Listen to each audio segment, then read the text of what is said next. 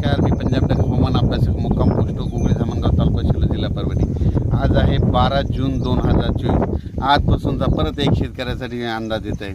सर्व शेतकऱ्याला सांगू इच्छितो की राज्यामध्ये आता 12 जून 13 जून आणि 14 जून दरम्यान आणि 15 जून दरम्यान दररोज भाग बदलत पाऊस पडणार आहे, म्हणून हा अंदाज लक्षात येत आहे। सर्व शेतकऱ्याला सांगू इच्छितो ज्यांच्या शेतामध्ये एकच ओल असले तर तुम्ही पेरणी करायला हरकत नाही।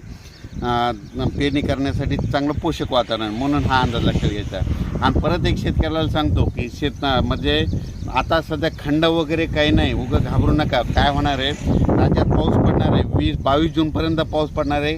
आज या तालुक्यात पडणार आहे, उद्या दुसऱ्या तालुक्यात पडणार आहे, म्हणून हा अंदाज लक्षात घ्यायचा।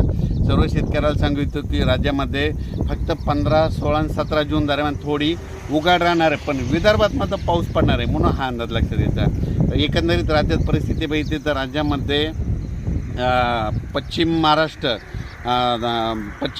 मराठवाडा आणि तसेच या भागामध्ये 12 जून 13 जून 14 जून 15 जून दरम्यान ओढे नाले वाहतील तसं आणखीन एक पाऊस पडणार आहे। काही ठिकाणी वाहुणी पडणार आहे, मुसळधार, कुठं रिमझिम, कुठं पेंडवालता पाऊस पडणार आहे, म्हणून हा अंदाज लक्षात घ्या। विदर्भातल्या सर्व शेतकऱ्यांसाठी आनंदाची बातमी, विदर्भामध्ये आज 12 जूनपासून आज विदर्भामध्ये बऱ्याच ठिकाणी पावसाला सुरुवात होणार आहे आणि त्याच्यानंतर विदर्भामध्ये देखील पाऊस वाढत जाणार आहे आणि विदर्भाची शेतकऱ्याची पेरणी देखील ह्या 20 तारखेपर्यंत सुरू होणार आहे, म्हणून ही विदर्भात शेतकऱ्याची आनंदाची बातमी।